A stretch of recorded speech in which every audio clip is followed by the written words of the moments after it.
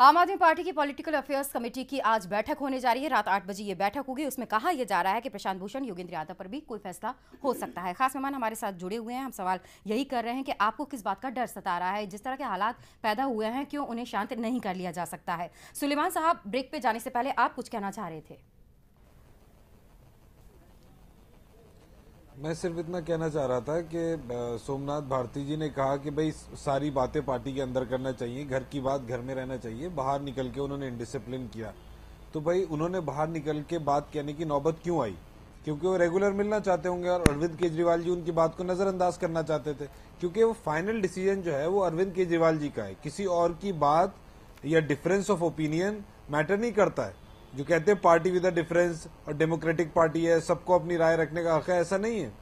ये योगेंद्र यादव जी और प्रशांत भूषण जी का जो एपिसोड है ये बात को साफ करता है कि वहां डिक्टेटरशिप है, एनार्की है, अरविंद केजरीवाल का लास्ट वर्ड होता है। और उसी का नतीजा ये था कि मीटिंग में, पॉलिटिकल अफेयर्स कमेटी की मीटिंग में प्रशांत भूषण जी को और योगेंद्र यादव जी को उससे बाहर कर दिया गया। तो कंप्लीट एनार्की और डिक्टेटरशिप है और कोई ईमानदार राजनीति के सिर्फ डंके हैं। इन्होंने जिस तरह से कांग्रेस के विधायकों को तोड़ने की कोशिश करी है, जो स्टिंग आया, इस बात से साफ जाहिर हो गई। सोमनाथ जी, इसका जवाब देंगे आप? बिल्कुल। आप ये देखें, जो इनको दुख है कि जिस पार्टी के कारण इनका अस्तित्व जीरो हो गया, मैं समझ सकता हूं इनको किस तरह का शौक लगा है, उससे भी उभरे नहीं।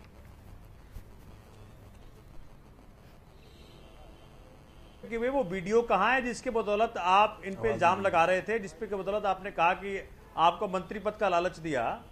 अभी तक इन्होंने ना पूछा है, ना उनके ऊपर किसी तरह की अनुशासनात्मक कार्रवाई करी है।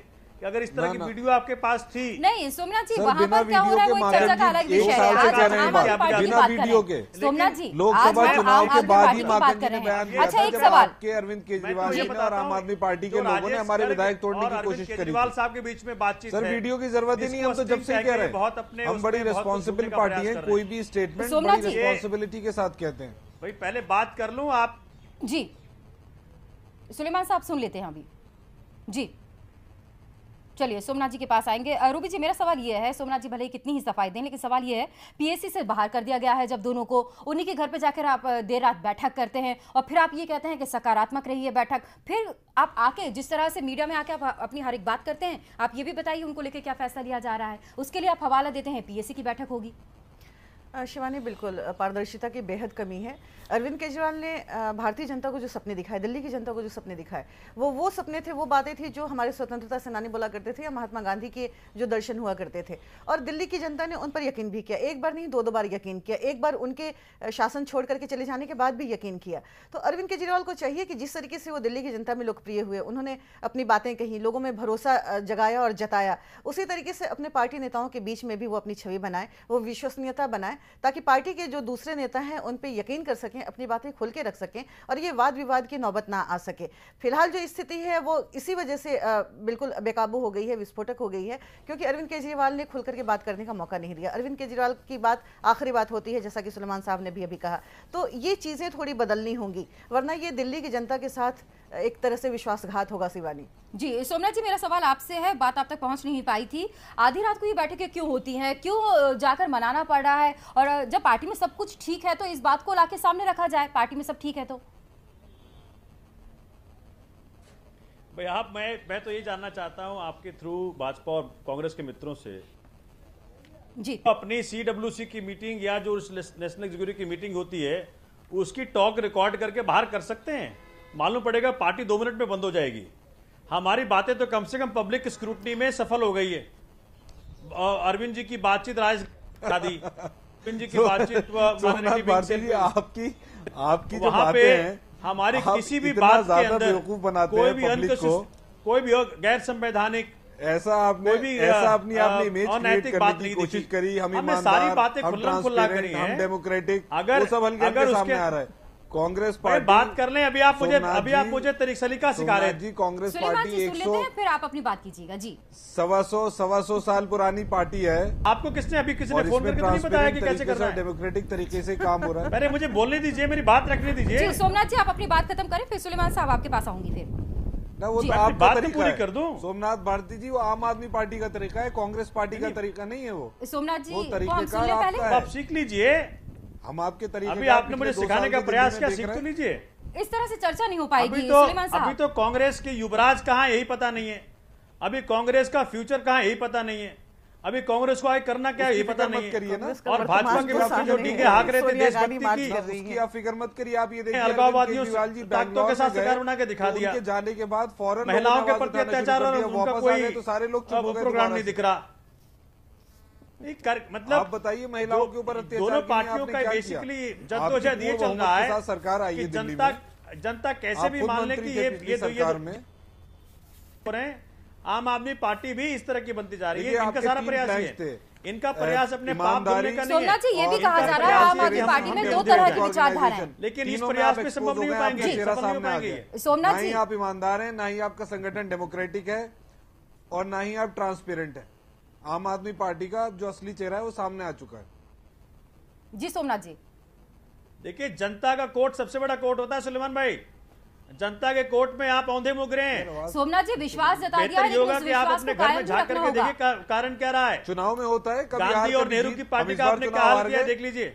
आप अपनी फिक्र करिए, अगर आपने जो बड़े-बड़े वादे आपकी बड़ी पार्टी 3 सीटों पर सिमट गई थी, आपका वर्चस्व रहा वहां पर, आम आदमी पार्टी का वर्चस्व रहा, बड़ी बहुमत मिला उसे, लेकिन अब जो चल रहा है आम आदमी पार्टी में इसका हश्र कैसा होगा, इसको सोचकर भी चिंता होगी। आप हमें सिखाने का प्रयास कर रहे हैं। जी बिल्कुल शिवानी जी, जिस प्रकार के हालात मैं देख रही हूँ आम आदमी पार्टी के बीच में, क्योंकि पिछले 1 महीने में जबकि सोमनाथ भारती जी कह रहे हैं कि 1 महीने में हमने ये कर दिया वो कर दिया, ये और वो में मुझे केवल और केवल इनकी पार्टी में जो एक मन मुटाव है वही हर बार जब कोई भी चैनल खोल लो वही नज़र आता था कि किस प्रकार से ये लोग आपस में भिड़ रहे हैं और अरविंद केजरीवाल जी किस प्रकार से बेंगलुरु में जाके योगा कर रहे हैं और अपने शरीर को ठीक कर रहे हैं। उनका शरीर तो ठीक हो रहा था और यहाँ पे पार्टी की तबीयत जो है दिन प्रतिदिन खराब होती चली जा रही थी। और दूसरा मुझे ये समझ में नहीं आता शिवानी जी, आम आदमी पार्टी जो है हर कार्य जो है आधी रात को ही क्यों करती है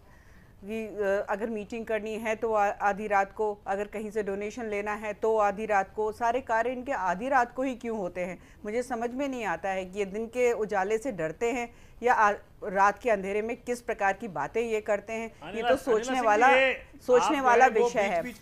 और सोमनाथ जी नहीं, और अभी आप महिला सुरक्षा के बारे में बात कर रहे थे, आपके वायदों का क्या हुआ? जो महिला कमांडोज जो है बस में आप लोगों को तैनात करनी थी, कहीं से कोई शुरुआत नहीं हो पा रही है।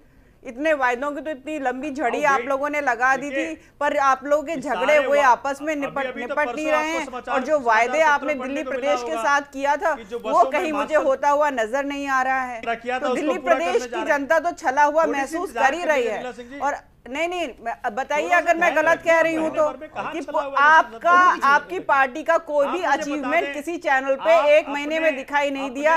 ये जरूर दिखाई दिया कि किस प्रकार से झगड़ा हो रहा है आपकी पार्टी के बीच में। रूबी जी, जिस तरह के हालात बने हुए हैं, सवाल बहुत सीधा, आपका क्या होगा? आपका भविष्य बिल्कुल बहुत दुश्वारी भरा लग रहा है, जिस तरीके से नकारात्मक खबरें बार बार निकल के सामने आ रही हैं।